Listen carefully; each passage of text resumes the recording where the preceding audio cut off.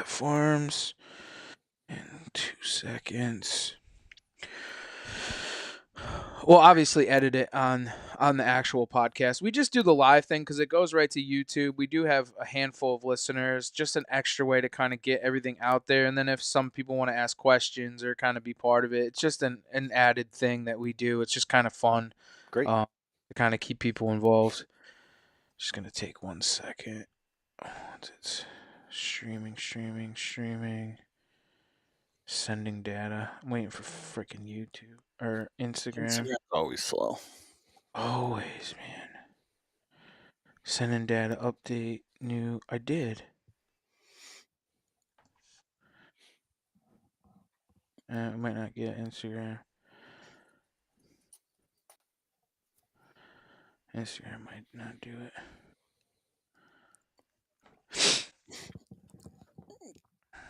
Might do it without it. Why does it make it so hard? It's the meta. It is the meta AI. Come on, girl. Let's go. If it kicks in the meantime, we'll do it, but we'll do it after. All right, guys. Welcome back to the Outdoor Drive podcast. We have Brian from Timber Life Outdoors joining us tonight. What's up, Brian? How are you? Hey, guys. I really appreciate you having me. Hey, thanks for jumping on with us. I know that you've probably been quietly, bombarded with the request to join people on podcasts after you've done such an incredible thing, honestly. It's been a little nutty, a little something different for me. Definitely not my norm, but I'm taking it in stride, doing the best I can. Yeah, it's probably overbearing. People reaching out, asking questions, and all that other stuff. We'll get into that throughout the podcast. But Sounds good.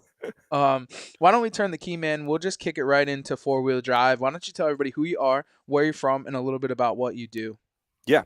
So from New Jersey, been hunting now for pretty much half of my life. Started hunting around 10 years old, got into bird hunting when I was younger and kind of parlayed into some big game stuff later in life. In my early 20s, got into some bow hunting for deer and then transitioned into everything else, anything else that moved I wanted to chase. To bring me to today, obviously why I'm here with this bear and the rest of that hunting. The bear hunting kind of kicked in about 7 years ago. I'm sure we'll get more into depth of that. But the original starting of everything was definitely chasing some big whitetails with the bow and fell in love with bow hunting. It's been, I guess, part of my identity at this point. Now everything I'm doing has got a bow involved in it outside of waterfowl. And anything that's moving in Jersey, I'm trying to chase it. That's awesome. So you started hunting later in life then. It wasn't something that you had done from the get-go, right from the start. Yeah, no, I come from a non-hunting family. Everyone in my family plays golf and sports, and I was the odd man out. I got hooked up with a gym teacher actually in my fifth grade gym teacher who had an outdoor program. Fell in love with his dogs, and he took them bird hunting. That was my gateway drug into the hunting world. And from that point forward, like I said, started bird hunting. And then when I was basically old enough to do it on my own and get my own gear, got into bow hunting and had to learn on the run. I had no one to bounce anything off of. I didn't have any mentors at home or in the family. I had to screw up a lot and just try and figure things out. Obviously, today's world with YouTube and podcasts, there's a ton of resources out there. It was a little bit different about 25 years ago. But it was boots on the ground, and I feel like I'm a better hunter for it a little bit because I had to struggle. But it was definitely a transition for not having a lot of people to bounce things off. If you come from a hunting family, you have an incredible resource, and be glad to have it. Now, like in growing up in New Jersey, and a lot of people, we have listeners across the board, right? But like growing up in New Jersey was probably a little bit tougher, anyways, to hunt because it's we live in blue states it's kind of like frowned upon and whatnot, so you kind of got to keep it under the radar.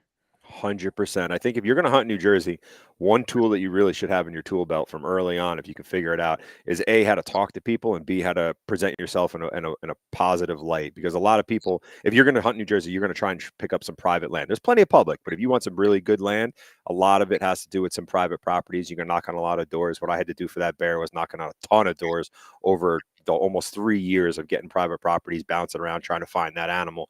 And I wouldn't have been able to do it if I couldn't, either articulate or present myself in a positive manner, that I wasn't just some bum that was coming to shoot something in their backyard, right? That's something you run into a lot in New Jersey. Guys are trying to knock on doors constantly, and I find that sometimes they just kind of go about it the wrong way, or maybe just didn't take that extra step to go home and change their dirty jeans or something, or not show up at 6 o'clock when everyone's sitting down for dinner. Like, have a little plan together and try to put your best foot forward, but it separates yourself. Is it a lot of suburban hunting? There's a lot of suburban hunting. Definitely doing probably 50-50. A lot of the bigger, I'm not going to say all the bigger bears, but a lot of them have to do with some of the not so big woods. A lot of the big woods get hit pretty hard with a lot of the drives and a lot of the big clubs. So a lot of the bigger bears and a lot of bigger deers are definitely in smaller tracks that you might even drive right past. I mean, the bear, and we'll get into it, but that bear that I shot was in a very small tract of land that most people would drive by 100 times and never even. What were you saying, Steve? Before, sorry, I cut you off. I was just interested in the whole tactics of knocking on doors, and like we all know, change your clothes, put on something, don't look like a bum. But Yep. what run us through like what? Mostly, I'm most interested in like how do you start the conversation? Like typically. Usually I'll start the conversation. Well, I'll try and look at the area. So I'll be honest with you. If I'm going to go and talk to somebody, I'm going to do some research. I'm going to get their name off their tax maps. I'm going to try and check socials. I'm going to see if there's any trigger points that I could talk to them about right there, or see if I might open up some socials and be like, oh, okay, that's the wrong one. It's not going to happen, right away. Save myself some time, try and be a little efficient. After that, once I get to the door, it's going to be kind of play the game a little bit. Like you said, blue states, people don't necessarily either love hunting or maybe not know about it, and try to educate them a little bit of why I'm there. If I'm there for a deer management hunt, or if I'm there to, help out the bear population, whatever. Don't start off with just saying, hey, I'm here to kill everything. Obviously not the right way to go. Come at it in a little bit of a softer means, and kind of approach them with kid gloves and see where it goes. Sometimes the doors will open right up. Yeah, absolutely. Come on, let's go. And then sometimes it's a little bit more finesse. I think there is an art to it, because I think that a lot of people come there with the wrong manner, the wrong tone, and they kind of, oh, hey, I just saw that big buck in your backyard. Can I come and kill it? Like that's really not the way to go about it. And I think that, like you said, and a very valid point that you just said is a lot of people just aren't educated on it. So educate them in the right manner, like, hi, my name is so and so. I'm a conservationist and I want to hunt. Exactly. I hunt a certain type of deer. It's not that I'm here to kill everything. I just want to shoot the mature deer. You have absolutely. You have to educate them. And another big thing is I've talked about this a few times now, but I have hunting business cards that have all my personal information. I have all my insurance information. And when you present yourself and hand it to them, like, listen, here's all my information. You know everything you need to know about me right now. You have everything you can get. I'm fully covered in insurance. I'll put your property on insurance coverage as well if we want to get to that point. And just trying to give them a warm and fuzzy that I'm separating myself from the other guy that knocked on the door and just was like, yeah, I'm just looking to sit in your backyard. So when you talk about that and the insurance, I know we're kind of going on this crazy tangent, but that's all right. Yeah. I think it's a good topic that doesn't really get talked about a lot. Yeah. And I think it's something really cool. And I think it probably leads into the bear hunt, right? So yeah, it does. So one of the things you just brought up is about insurance. So is there anything in the state of New Jersey that kind of like our state, for example, and I guess I'll kind of, elaborate on the question is our state, when you sign a form, like we have to have written permission. When you sign that form, it literally states that by signing this, you are relieved of any all liability. All liability. Right. Does New Jersey do the same thing or no? No, you can get written permission, but there's no form to do it. So a lot of guys in New Jersey use the New Jersey Federation of Sportsmen, and it's only like $40, and it covers you up to $1 million. Covers the sportsman, covers the hunter. It's great. Now there's a little bit different animal where if you pick up a big tract of land, or you pick up or a honey hole or whatever, and you want to give them another piece of paper, you can go out and get separate insurance for that actual piece of property that's listed as a block number, so forth and so forth. That gets a little bit more detailed. It's a little more expensive, but again, what's it worth to you, right? I mean, what's $150 to lock up 400 acres? I mean, okay. Worth. Yeah, exactly. Or even 6 acres in the right town with the right transition areas and stuff, whatever it may be. I it's spend just that a in Little Debbie's in a season. I mean, what's that? yeah, exactly. But those are the conversations that I kind of open up right away. Gets the wheel spinning. That okay, they're totally going to be covered. There's not going to be any issues if I fall out of a tree or anything happens. It has nothing to do with them. It's on me, and we're good. That's cool. And what was the name of that insurance company that they use? What is it? The New sports. Jersey Federation of Sportsmen is the first one, and the second one. I knew you were going to ask me that. Sorry. I forgot the second one. Oh, good. Yeah. I just wonder if they have something here because I think that would Steve. I'd go and get it just to present it to landowners. Like, hey, It's I'm a called. Sorry, it's the American Hunting Lease Association. That's the one that you can list your individual Oh, properties. I think it's like 220 or 240 a year, something like that. that wow. one's probably more nationwide than just New Jersey, huh? The what? Say that? That one's probably nationwide, not just New Yeah. Jersey. Yeah. Exactly. Yeah. It's definitely nationwide. Again, it's a little more expensive, a little more in depth, but they both. I carry them both if I have to, and it's helped me out a lot. That's awesome. Well, so the reason that we brought you here was to talk about this world record weight bear, but also this New Jersey new record. So why Uh, don't you kick it into like bring us all the way from the beginning when you first saw the bear, where it started, and sure, kind of take us through the whole entire journey. you got it. All right, so we are 3 years ago, and I am scouting late season, running some cameras in the area that I ended up harvesting the bear in the general area. He showed up on the camera. Immediately knew. I mean, at that point, he was already in the sevens. Maybe he was. Yeah, he was probably in the sevens. I think he was above 650 at that point. And I immediately knew he was a giant. Started talking to people in the area. Started talking to the neighbors. Again, this bear did not live in giant woods. I had scouted a ton of pieces that were giant woods, big state lands, small lands. He always happened to stick around the houses. These very nice. It's a nice affluent area, really nice houses. But in that area, there's these swamps that are pockets all over the place, and he would jump from swamp to swamp to swamp to swamp to swamp. So again, I found him late season. I knew he was in the general area after I talked to some of the neighbors. Like, oh yeah, he's been here for years. He's a problem. He shreds all the furniture in the backyard. He destroys jacuzzi covers. He's chasing dogs. I've heard he's killed dogs, but I never got a confirmation on that. I know he has chased people back on their deck. Every single person that I talked to in that area was like, please get him. Please get him. Please get him. And that helped me get some properties later on too, because as soon as I talked to them about the bear that had the big scar on his leg, they're like, "Oh my god, yeah, no, he's terrifying." I'm like, okay, so that was always a good talk. But so 3 years, found him on cameras, got in the area. Fast forward to the beginning, or 6 weeks to 8 weeks before last season, when I really ramped up and tried to dial in that area, got him back on camera where I had originally found him earlier that season, and was able to really dial him in pretty quick. I was kind of shocked. He was, he's a big bear, and everyone talks about, they're hard to pattern and stuff. And I was like, man, this is a slam dunk. I got this. And then I didn't. And then I was wrong, because he did what big bears do, and he just disappeared on me for no reason whatsoever and jumped almost a mile away.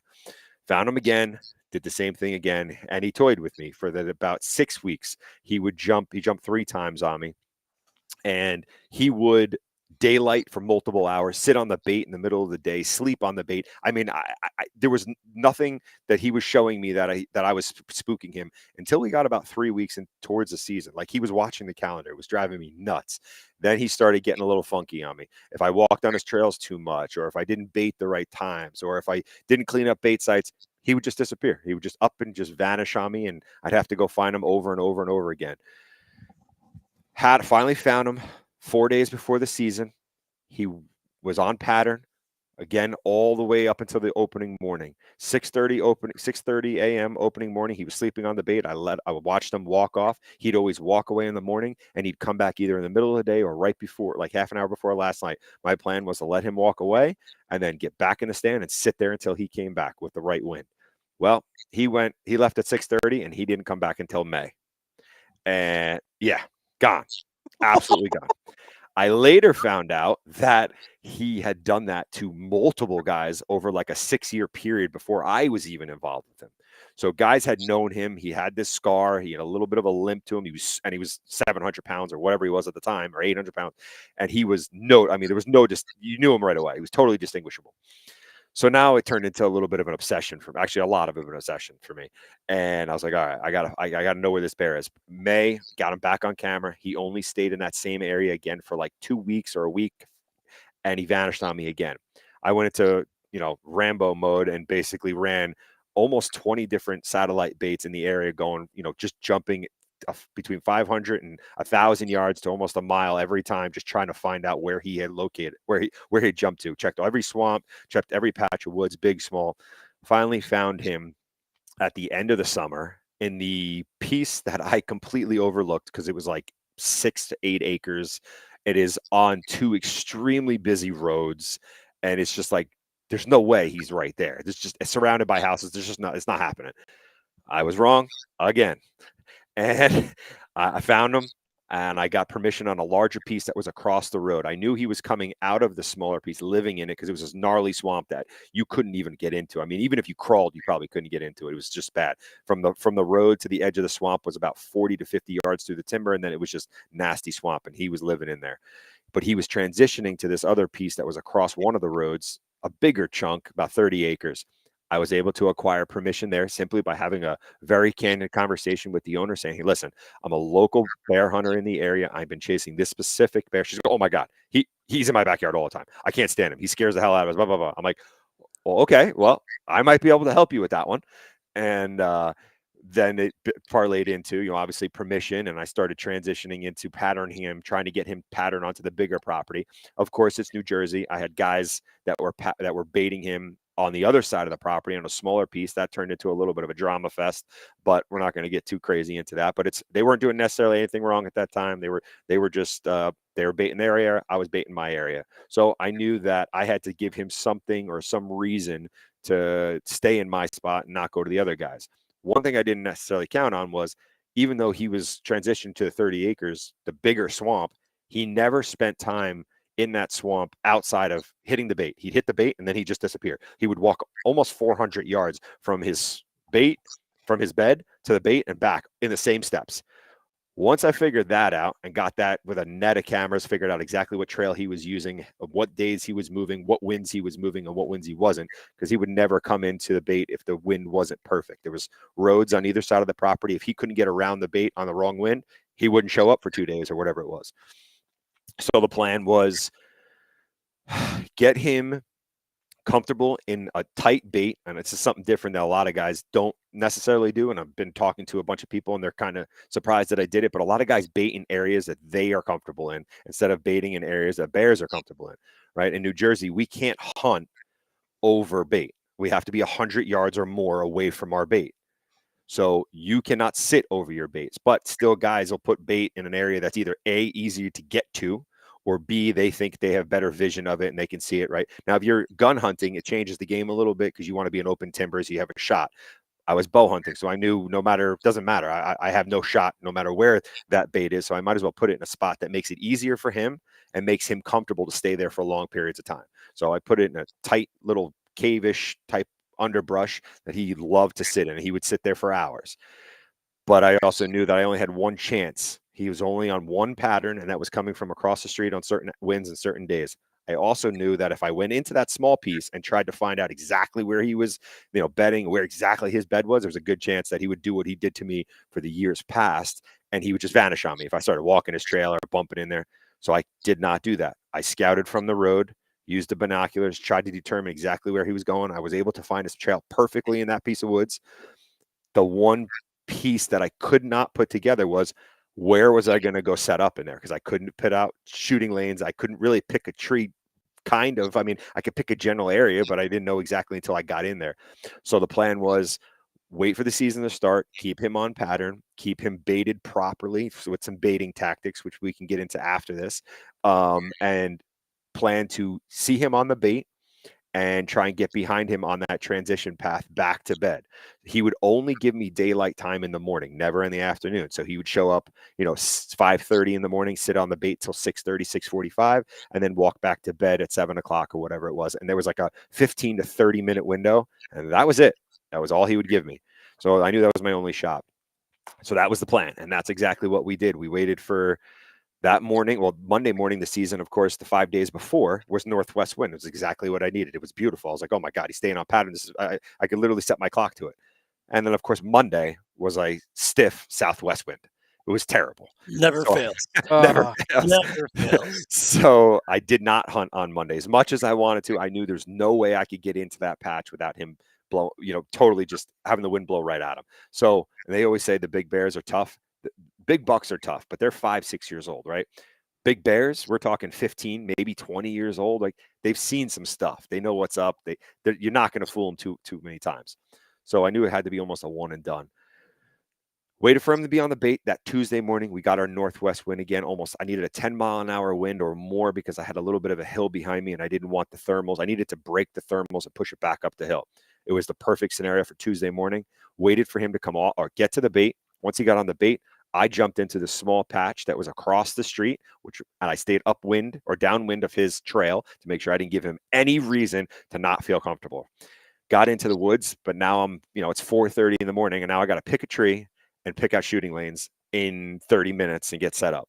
So I'm in there, I'm climbing up on my climber and I get high and I realize I'm too high. I'm in a swamp. So I'm above the canopy, but I'm in the top canopy. I'm like, all right, this is no good. Had to come back down to like 10 feet. And that's not comfortable. I was like, this is a one and done. He's either going to bust me or I'm going to get a shot off beforehand. But I'm in here, so we're going to do it. So I got settled in. I'm watching the camera. I'm like, just an absolute addiction, hitting the button every 2 minutes, like 30 seconds. Like, okay, he's still there, still there. And 6:52, which I posted a picture of, was the last picture I got of him turning and walking off the bait. And I about maybe a minute and a half later, he got to the edge of the property. Saw him stare down the road, checking for cars, making sure nothing was coming. He actually looked and then waited to I'll never know, but that he was listening for cars, and then nothing, and he just walked across the road. I saw him come, like, oh, this might happen. This might actually happen. Wind was perfect.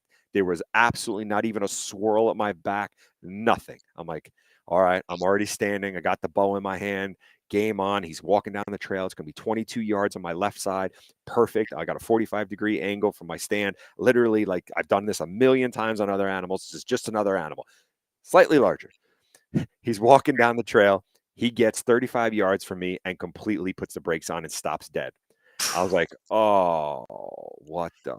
Again, it probably was only a minute, but as we all say, it felt like 30 minutes, and I was dying. And he didn't even look. He didn't even move his head. He literally just stopped completely still, like he was waiting for something to make a mistake. And I was like, there's no way that he knows I'm here. But he knew. He absolutely knew. And I swear I've shot some pretty good deer in my life and shot some pretty good bears. I know how to play wind. This wind was perfect.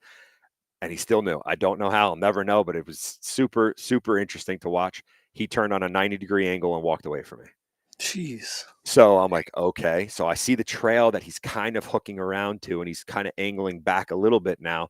And I have two windows, and they're only about 1.5 feet, one at 45 and one at about 60. So I'm like, all right. The other thing is I didn't want to stop him because I've tried to stop bears before, and they bolt. They don't stop as well as sometimes as a deer does, right? For whatever reason, he got to 45 and I was already drawn, and he just hesitated for a half a second. And I slipped it in there at 45 yards, quartering away. And I was expecting the quintessential bolt and take off. Didn't happen. I was like, no way I missed. Like, I could see the blood pumping out. Now, I have had doubt with this bear the entire 3 years, right? Every time he made me look like a fool, every time I did something, I second guessed it. I'm like, is that the right bear? Did I just shoot the wrong spot? Like, what's going on? But I saw the blood pumping out. He leaves the patch of woods because, again, it wasn't very big. He goes right out to another road, crosses the road. I'm watching the blood pump onto the road. I'm like, oh, all right, we're in good shape here. This is good. But he makes it. I'm watching him go. He makes it out of sight over 100 yards, goes up a rock bluff and goes up a hill. I'm like, there's no way. Get out of the stand, meet up with my best friend. We're looking at the road. It looks like someone carried a freaking paint can across the road. We're going through the brush. Now I knew he went that way and went up the hill, but I never saw him come back down, and I never saw him go farther up. So he was somewhere in between. We got up top, and there he was. He was bedded. He was still alive, but he was bedded and he couldn't move.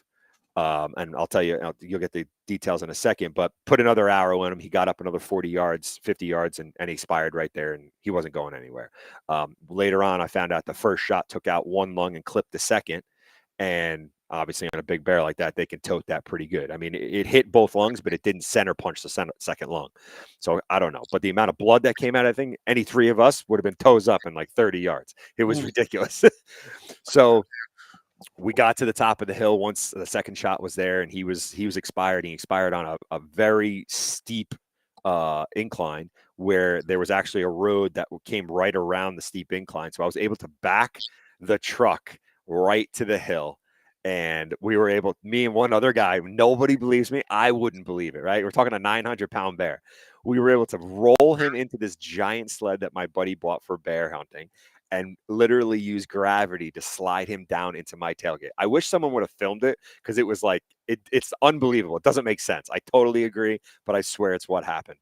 The property owner it was all private property. That property owner was amazing. I got super lucky that he ended up on that property. He was from Alberta. He was a really cool guy. He was all about bear hunting, no problem. We got the bear out. Now the question came, do I gut him or don't I gut him? I turned around and was like, it's going to be 60 degrees in like an hour. And we have an hour or more till the check-in station. I remember I shot him around 7:00 in the morning. So we got a little bit of time before the check-in station opens up. In New Jersey, you have to check in all your bears. They take DNA samples, they weigh the bears and so forth. The state has all their details. So if you've bear hunted or shot any big bears, you know that they spoil fast, way faster than a deer, right? They just cook. They're pressure cookers. So it was a no-brainer. I'm not into it to waste any meat. We got him back to my buddy's house. We got him hoisted up. We got him gutted. That's where it got difficult. Getting him out of the truck and getting him back into the truck took 7 or 8 guys. And it was, I wish that was filmed too, because it was comical, because it wasn't easy with that amount of guys. We were a complete mess. But we got him gutted out. We got his chest cavity, everything opened up and aired out, nice and cooled in the shade, and everything was great. We got to the check station, and exactly what I thought when I got to the check station, it turned into a little bit of a circus, right? It was pictures, and this is awesome, but which is fantastic, and I am super happy that it all worked out positive. But again, if I had not gutted him, and I had either just gone straight to the check station or waited for it, there's no doubt in my mind I would have lost the complete animal, and that would have exasperated what came later. All right. So the week to follow was a bit interesting, and it got a little nutty with people that either don't understand the bear hunt or allow emotions to kind of run their lives, if you will. And Right. it got a little crazy. So taking it back, you had said that all of the landowners wanted the bear dead. So they wanted him off of the property anyways.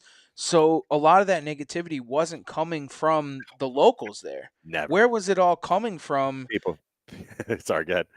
Just Facebook. Just miserable people locally too, and No, not really. Anyone that is, I can almost guarantee, was nobody that lives with bears. Right. That's just anyone that deals with the bears. I have yet to have somebody in that area go, oh, no. We love having the bears. No. That hasn't happened to me. I'm not saying they don't exist. I'm not, right. I'm sure there's somebody, but that has not been in my opinion. The Facebook stuff, I got pretty thick skin. I'm Irish, my family, we got some tough love, right? But the social media stuff didn't bother me so much. I can deal with some meshes. I can ignore a lot. I got some, personal calls. They got my number. They found out where family members lived and where people worked, and I'm all for it. I'm a big advocate of having your own opinion and being able to voice it. I'm all for that. We should all be able to talk and have conversations about things we don't agree about, right? We can learn from everybody. Where you lose me is where you tell me that you would rather have me or my family get harmed to make yourself feel better. Then I'm done. So that's where it was no good. Yeah, and what's funny is that, whether it's a bear, a lion, a big deer, you see it all the time with people that are like, they have death threats and all this crazy stuff. Oh, we should kill you instead and hang you up and blah. Mm-hmm. But for what? Like, I don't understand. I guess they just don't understand the sport, or they don't understand, like a lot of the reason why we have these animals is because people like you and I that pay for these lands and conservation and reintroducing these animals to these areas. Like, people just don't understand. They just don't get it. No, They really don't. And try and have those conversations with them. Sometimes, again, that you can't, and they had let their emotion get in front of their logic, which whatever, that's their problem. Well, it was just how many years ago was it when because that whole bear hunt in New Jersey is basically like a quota hunt, right? As soon as you hit a certain amount of tags filled, they shut it right down. Correct. And it was just, what was it, 3-4 Yep. years ago, where the new governor came in and said he was going to get rid of the bear hunt. Yep. And then, like, within one season, he was like, "Oh shit, we got to have the bear hunt again," because it was getting out of control in one season. It went up like 200%. Bear encounters went up. I don't know the exact number, but it was over 200%. And it was like, guys, it's just pure math. Like, you just can't have it. We got to control it. We're only allowed to shoot one bear per guy. Right? It's a week long in October. It's a week long in December. Be honest with you, it's not doing it. It's not controlling anything. I was running 6 sites. I had over 24 cubs, not talking adult bears, just cubs. If you did adult bears, the number gets crazy. And with the new rules, you can't shoot cubs, which I'm not saying I want to, but you can't shoot cubs and you can't shoot sows that have cubs. So you just protected the baby factory. Right. That's it gets a little nutty. It does. And the fact that the sows are having 4 or 5 cubs. I had multiple sows with 4 or 5 cubs, and they're all surviving. That's not the way it's supposed to work. They're supposed to have 4 cubs, maybe 2 survive, and life goes on. That's not the way it's working, though. They're everywhere. We have some friends from New Jersey, and one of them was sending me pictures of literally sows with 5, 6 cubs. Like, it's crazy. And they would all be alive. They would all be fine. Like, they'd be it's fine. like unheard of. Like, you talk to biologists. Yeah, you talk to biologists from anywhere else in North America, and they go, "It's not the way it's supposed to work. That doesn't happen anywhere else." I don't know what it is. We have a lot of food. We have big mass crops. We have a lot of people. We have good woods. We have a lot of positives for them. We have a lot of waters with fish and all kinds of stuff. And I guess that's what it is. I don't know. There's someone way smarter than me that could probably answer the question. So they also get all that urban food too, that garbage cans and it's big. Donuts dumpsters and Dairy Queens and all that other shit too, right? It's true. Sometimes they don't get that big eating nuts and berries. That's so true. They know where the food sources are. That's why the big guys kind of stay close to the houses, because they got it on a schedule. They know garbage week, and they know every day that it goes out, and they do their rounds. I've seen it with my own eyes. It's comical, and it's also ridiculous.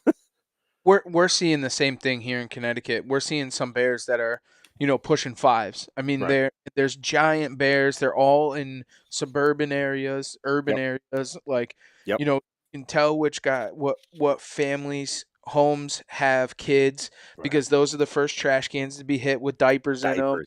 Yes. Gross. And just rip things up. They're taking their trash cans and putting them on pulleys and trees, and they're still destroying them down. I mean, like, going into people's garages, and they won't give us a bear season. And it's like, if you guys can't, photo what is going on in New Jersey, we're going to see the same exact thing. And now we're starting to see them in areas that they've never been before. And it's just like year after year after year, they just keep coming and coming and coming. Yeah, it is wild. And you guys are going to do the exact same thing we did. And we're out of control now. Now I think we're past, if we continue on the trajectory that we are, and we're only allowed to shoot one, it's gonna get out of control again.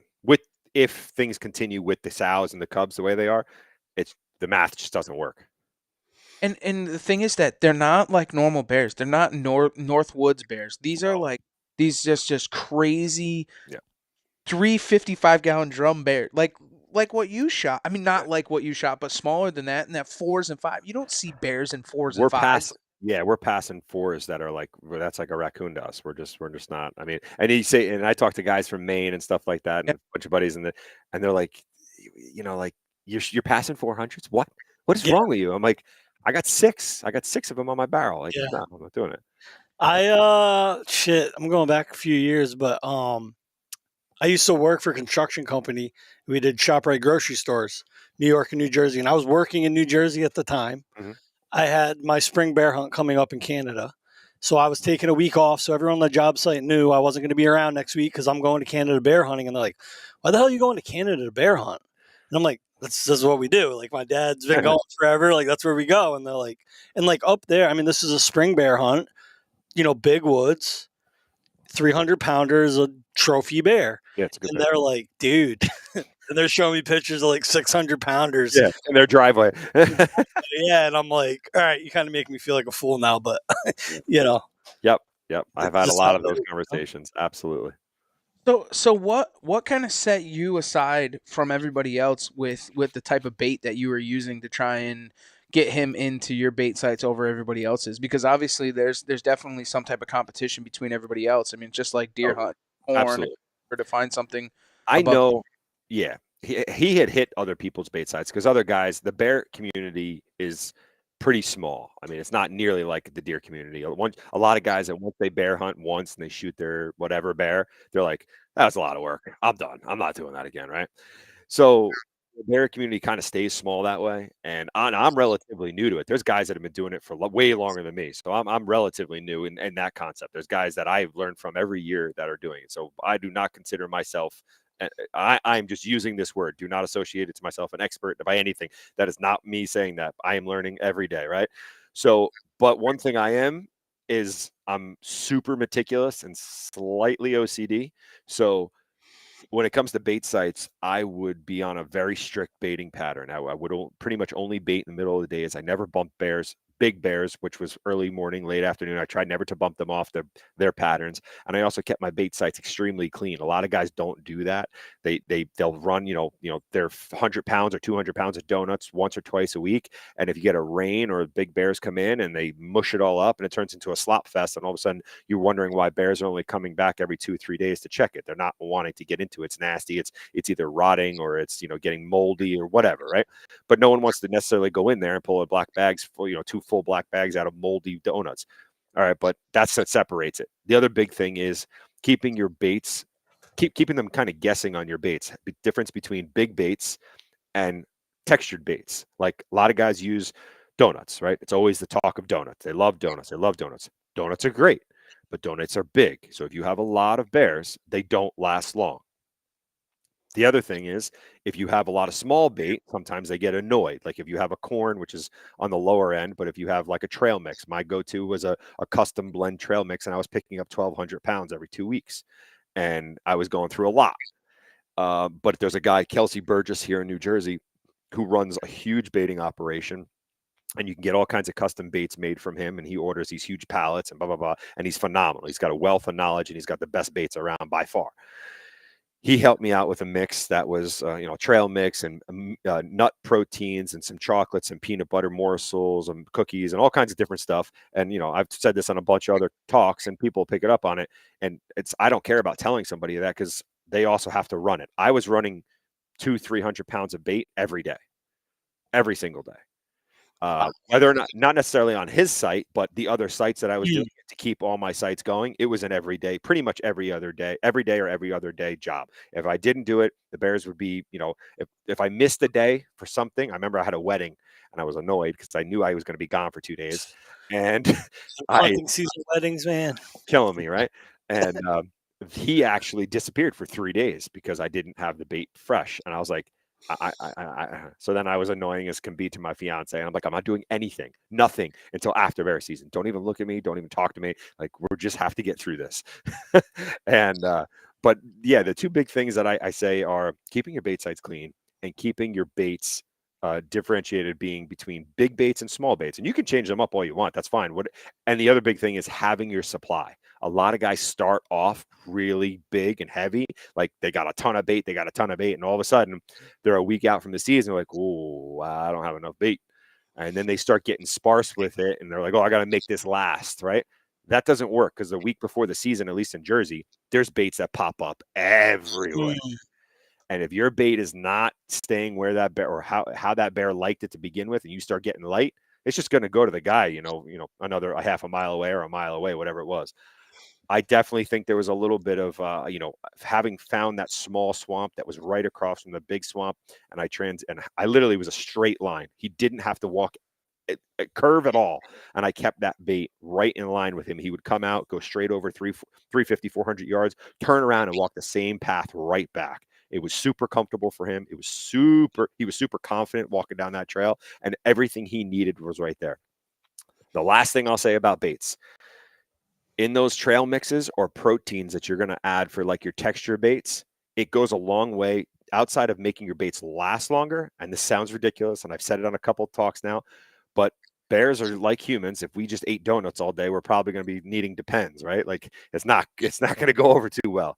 They're the same way, and you could see they get upset. You could see their droppings change, and they have cow pies instead of formed poop.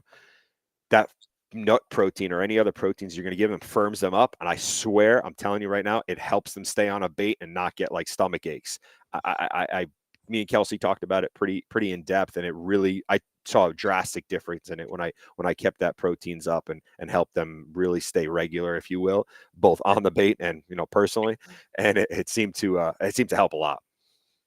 Now, when you're running those baits, does time work out in that manner too? Because like you're saying, you're doing it religiously, like every day, every other day, and Yep. it's the same with like a deer bait. When Yep. you're running deer baits, you want to make sure to be there at 3:30 every day, or whatever the case may be. Is it the same in Exactly the consistency? same. Okay. Exactly the same. I was trying to run everything between 11 and 1:30. That's where I So would that try those to keep. bears knew when they got up that food was definitely going to be there, Right. and it just kept them on more of a consistent trail. Just trying to do. I knew I couldn't control other guys and what they were doing. All I could do was control me, and I wasn't going to give them a reason for me to be a reason for them to leave. Right. So keep my baits clean, keep my baits fresh, keep my baits full, and not be in there when they want to be there. It's pretty much all I did outside of some little bit of scouting things and running cameras and picking the right areas. But that's probably another podcast in itself. But yeah, the baiting isn't complicated. It's really not. Some guys might not like what I'm about to say, but if you're going to bear hunt, you just can't be lazy because it's a grind. It's brutal.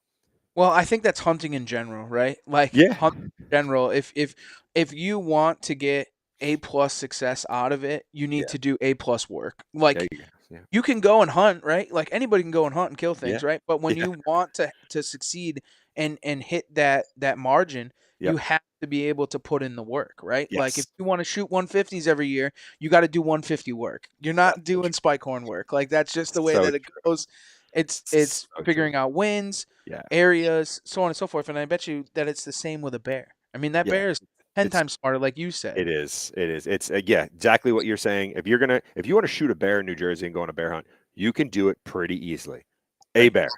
You want to shoot a 500 plus, game changes drastically. Mm-hmm.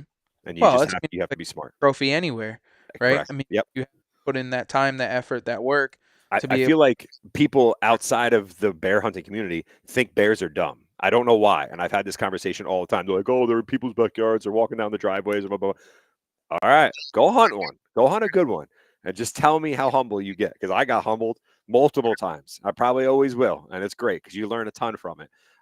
But the big bears are the hardest animals I've chased. And I've chased elk and I chased a ton of deer and chased some pretty good stuff. The big bears, man. They're fun, but they're tough. I want to change the tables a little bit. Tell us a little bit about the Timber Life Outdoors and kind of what you're doing with Timber Life Outdoors. I know that it had came to fruition a little bit. It was before the bear hunt, right? Yes. Yeah. Yeah. So Timber Tell us a Life little kind of about. came. Yeah, Timber Life came out of a love for the filming. So I got into filming about 7 or 8 years ago, and just the fact that I love bow hunting, I shot some great animals, and it was kind of like the next phase in my hunting career, if you will, where I really wanted to memorize, make memorable moments last for all those hunts on the videography concept. Got some decent gear, nothing crazy, and started getting into it and screwed up a ton. If you're going to film, you're going to lose animals, meaning you're not going to be able to shoot them or you're going to spook them or whatever you're going to do. It's going to happen. I don't care how you do it. It's a learning process and it's going to happen. Just be prepared and just learn and work through it. But it started with that love, and then I got a little bit more into it. We do a lot of waterfowl hunting. I started filming some waterfowl hunts, turkey hunts, and everything. And it grew into where I started getting some notoriety with people with some of my videos, and people started asking me some questions. Got hooked up with some people in the industry, and they're like, you really should maybe dump some money into this and get some better gear, like the gear that you're making great stuff, but your gear is kind of I'm like, well, if I'm going to do this, I might as well do this.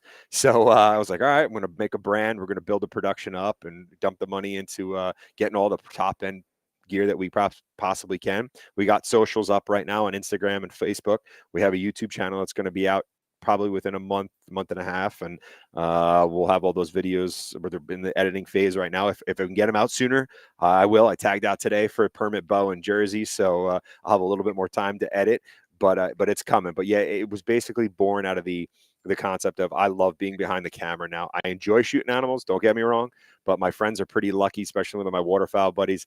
I run the dog, I call, and I film, and they just have to shoot everything. So they're pushing hard for timber life right now. They're enjoying it. But yeah, it was definitely born out of my love for the filming side of it. It's just I think it's an art, and the guys that are really good at it, I take my hat off to them because it's a really challenging thing, but it's a lot of fun.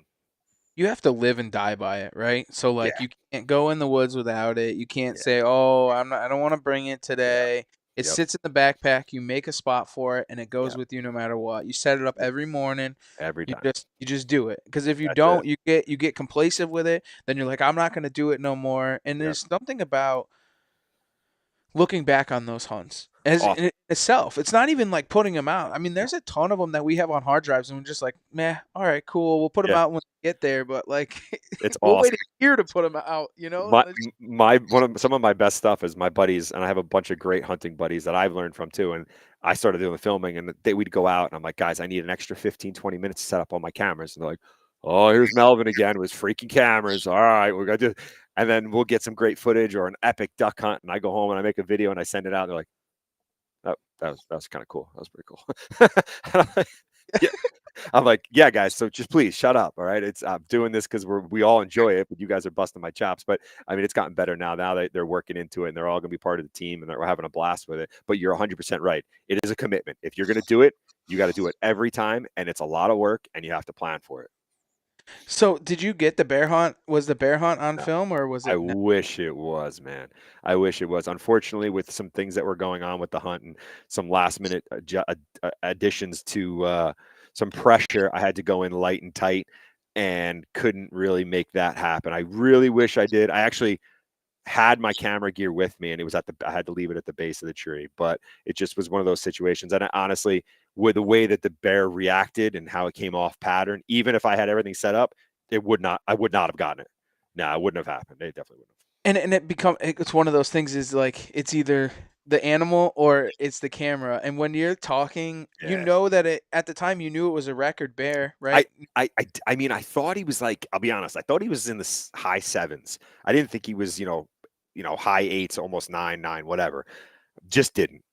We knew he was big. There was no question. He was a monster. He was a bear that I had 3 years of history with, and we had interactions with him in the neighborhoods and all that stuff. So it was more than just like I wasn't chasing a record. I was after that specific bear. I had Right. that one in my mind. I had a bunch of other good bears, a couple fives and sixes on other baits and stuff, and I was just on him. If someone else got him, I would have jumped.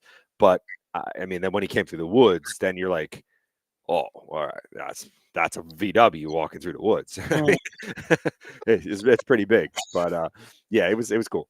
Did the biologist say how old that he actually was?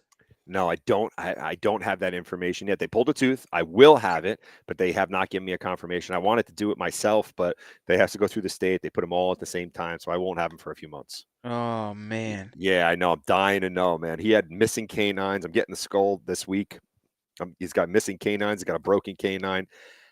We'll see. I have no idea. One thing that I found out was when I picked up the meat, the butcher told me he had 22s in him. He bird shot. He had that scar that we saw was either from Yeah. a bolt or an arrow down the side into his bone. So the dude had been shot with everything. Yeah. Jesus. I was going to ask you if anyone knew where the scar on his leg came from. Yeah, it was from an old arrow and or bolt issue because he said he could see the channel and it went right to his bone. And it was a massive scar. It was a 12-inch scar on his leg. That's And their rage. yeah. Did they actually pull any, aside from holes or scars, did they pull any actual broadheads or slugs out of him? He said 22's bird shot, and I think he said a slug. He did not pull a broadhead out of him. No, he did not. He just said What, the scar neighbors tissue. shooting at him? Man, so where he was tight to some houses, there is a huge state piece that's right there, and guys had said they seen there. So I'm thinking some guys during buck week or whatever, they just started slinging some stuff. The 22s and stuff like that. We don't really hunt with 22. I mean, you could do some squirrel hunting with 22 shorts and stuff, but outside of that, there's really nothing in New Jersey you're going to be chasing. So I don't know. I think he just, he pissed off the wrong neighbors a couple Yeah, times. the neighbors just shooting at him, meleeing drive-bys. Yeah. So 20, he'd seen 22 it. is like a bee sting to that bear. Yeah, he could You care just less. feel it. He had 9 inches of fat on either side of his Yeah. body. Yep. No joke. I stuck my hand in, like, gone. It's crazy. The first shot with the bow, was it a pass through? No, went to the fletching, basically poked out on the far side right underneath his armpit. Yep. Did not go all the way through, though. When he Yeah. ran, it came back out the way that it went in.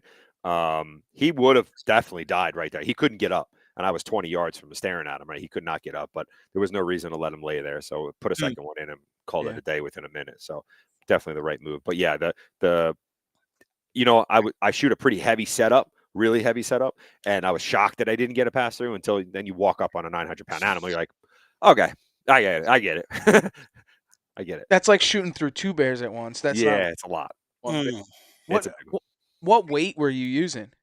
I have a 72-pound bow, but my arrow setup is 535 grains. Okay.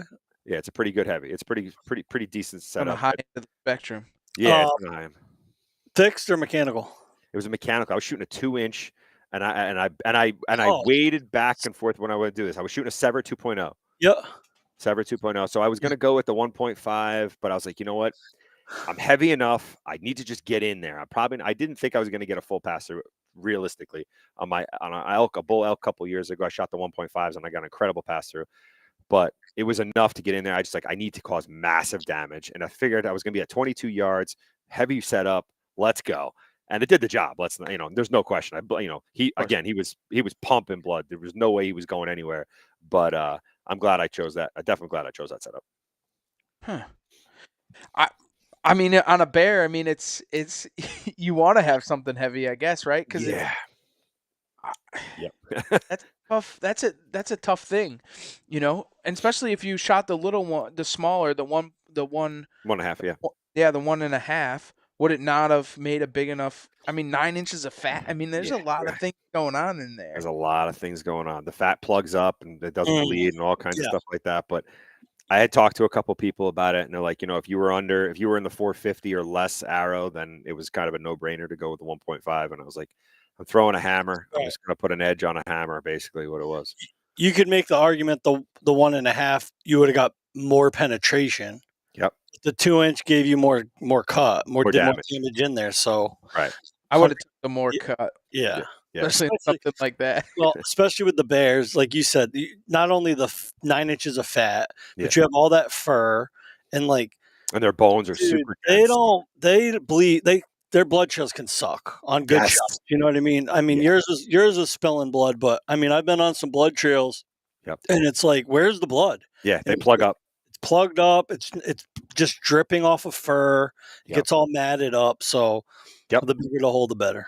Yeah, man, it worked out great. I mean, you can see the picture in the one in the sled. You can see it's got a pretty good gap, pretty good hole in it. But it did the job, so I'm happy. What did you think about when you kind of walked up on it and this thing is just laying there? I mean, that has to be. There's no ground shrinkage. There's no nothing. No, complete opposite, man. You walk up here, I'm like. Honestly, I was like, "Oh, I got to make some calls. I got to make a lot of calls." I was like, I had 4 guys on standby, and I was like, "Oh man, this is not going to be good. There's no way 4 guys is doing this." And the property owner came out. Actually, when I knocked on the door and where he expired, he came out, and I was like, "Oh, sir, I just want to let you know I have a black bear down on your property." He's like, "Oh yeah, no problem. Go get it." I'm like, "Not that easy." I was like, "I got to bring some guys up. We got to get this out, and it might take a little bit." He's like, "Oh, it's kind of big." I'm like, "It's kind of big." He's like, "Where is it?" I'm like, "It's kind of, you got to go around and we'll take a look at it." And he takes a look. He's like, "Oh, he shot Godzilla." And it's like, it was pretty big. And, it's like, there really isn't words. When I walked out, I was like, wow, that really just happened. That is a monster. Then all my boys showed up and they're like, "Dude, what did you do?" Exactly. They're like, "All right, what are we going to do now?" So, and then we all looked at it and my one buddy and me, we started working before the other guy showed up. And we literally, like I said, we got in the sled and it started sliding down and my buddies were just pulling up. And they're like, "Did you guys just move that by yourselves?" I'm like, "Honestly, it wasn't that hard. We were able to roll it with our feet into the sled. Once it got into the sled, gravity did the work." And then later we needed the crew for sure, though. You're lucky it didn't just take off down the hill on its own and total your truck on the way by. Well, I'll be honest, if he had died like at the 70-yard mark, because he went up this rock face and it was a rock bluff. If he didn't make it to the top of that, I'd probably still be there trying to get him out. Like it was a no man's land, like horrific on a rock bluff that was just there was nothing else. You couldn't get down below it. It was just a rock face that he went straight up it, and then he got up to the top of it where there was another house, another property, and that was the saving grace because they were able to come off the backside. Wow, that's incredible. Yeah, I got lucky. And you got no local grief from it. No local grief, like not really. You shot Boo Boo or none of that crazy not stuff. from Really? not from that direct area, mainly because they all live with the big bears. They don't know. All the grief was pretty much from outside of the bear areas. I know it was. And most of the stuff is, keyboard warriors that have nothing to do with hunting. They're not even, probably half of them weren't even Jersey. The names on the people that were sending me the Facebook messages and Instagram stuff were just ridiculous. The phone calls was a little different. They, hit me with some personal information that they already had and all kinds of crazy stuff. But most of it was just fluff, and I'm like, all right, come to this house, buddy. You're picking the wrong house. I promise you. That's crazy. Because I had a good buddy of mine that we went to Ohio with, and we were down there deer hunting, and we were in, they're parks, right? And you can hunt these, like, it's public land, but there's like parks near. So he ends up shooting this piebald deer, right? Nice. And so on the town page for that one town was talking about, oh my God, Hunter shot such and such a deer. So it was like this big extravagant thing because he shot like the town monarch, the town like pet. Yeah. Oh boy. Everybody so I didn't know if it was the same way, but it seemed as if everybody in town didn't want to deal with the bear. The bear was aggressive. The bear was problems. Yeah. It's kind of cool. It's a great story. I think it's absolutely awesome. And he was smarter than your average bear. Exactly. Hey, boo boo. You know what? And I've said it, and it sounds like corny every time I say it, but I'll be honest with you. I learned a ton from that bear. I really did. He made me a better hunter. Really honored to chase an animal like that. More than likely, I'll probably never get a chance at something like that again. Maybe I will. We'll see what happens. But he was brilliant. He really was. He beat guys for years, and I just happened to be lucky enough to be in the right spot to put some puzzles together. Did a lot of guys come forward with like trail cam pictures and stuff that kind of like, did any of it like connect the dots, or you already knew all the dots? It didn't really matter. I knew most of the dots. There was probably one or two that came forward that told me actually why he had jumped a few times, because I didn't know there was someone in that specific area and they had been putting a little bit more pressure than I was aware of. So that connected some dots that I didn't know about, which actually made me feel a little bit better, because there were some times where I was like, I am doing everything right. What is going on right now? And it just tells you can do everything right. You just can't control other people, and it's going to happen. Best thing you can do is just buckle down and try and find them again, or change, or you figure out what their new pattern is and move forward. Right. So you see that with big deer too, because they're more recognizable, I guess, right? And there's a bigger community of people that are chasing these deer, and like you have a certain deer on camera and you're chasing that deer, and then the deer gets killed by somebody else, and you come forth, and then there's 25 people, and you're like, you're at the local gun club and you're talking, oh man, somebody shot this deer I've been after. I can't believe it. And he's like, yeah, I've been after it. Here's too. Yeah. It just happened. That literally happened to me today. I shot a good buck, and it's a pretty noticeable buck. And there was a lot of Instagram videos in the local area of that buck in the summer, and people had known about it, blah, blah, blah, and all that stuff. And then all of a sudden, like after I got it, everyone's like, oh, I had him here. Oh, I had him here. I was after him over here for 2 years. Or I was over here. I was like, damn, okay. Like I didn't think I was the only one, but there's guys everywhere. So that was a deer that you were after.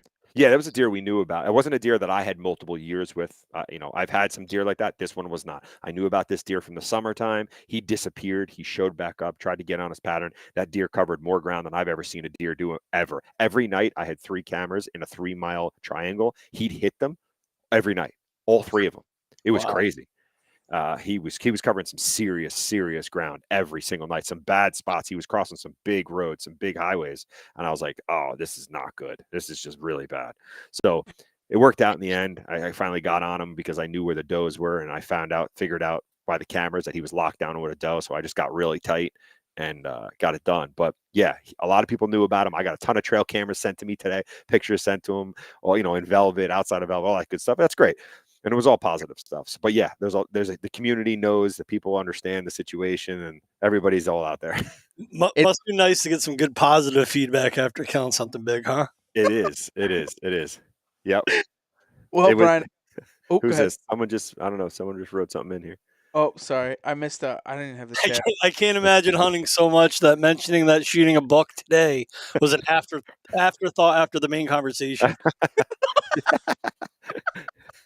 Yeah, By the way, I just shot a giant buck today too, but yeah, whatever. It was a good day. He owns Waypoint Distillery. I don't know if you would have it in New Jersey. So it's actually a local it's a local distillery here in Connecticut. Okay. They do all kinds of mixed drinks and stuff. We actually do seminars there called Birds and Brews. So Cool. we go up, drink, and share all of our films and all that stuff, all of our raw footage with all the locals before we kick off. It's kind of like our kickoff for spring turkey season. Nice. So we get a bunch of people together. We do a seminar, and it's at his place. That's awesome. Yeah, Eric, I appreciate the shout out, man. Yeah, it was a good buck, but yeah, right now, I mean, the good bucks was great, but the bear was special. We joke around a lot about the luck of the podcast. Like usually we'll have a guest on, and then like a couple weeks later they shoot something big. But your luck just is really lucky because it's the day of the scheduled podcast. Love it, man. That's great. I guess one of my questions was I was going to ask you too after you had shot that buck, but I left it for the podcast. Was where did you get the lucky horseshoe that you sat on? Oh man, it's funny because my best friend and his wife, they bust my chops. They know how much work I put into it, and she's a rip. She's just like, so okay, good. So it's still firmly implanted in you that you. So I was like, love you too, Melissa. But that is a running joke in our group by far. When you put in hard work, you get A+ scores. I mean, that's just the way that it comes. It is. Brian, I got one last question before we cut you loose, man, and that is, we want to know what drives you outdoors. What drives me outdoors? I would think.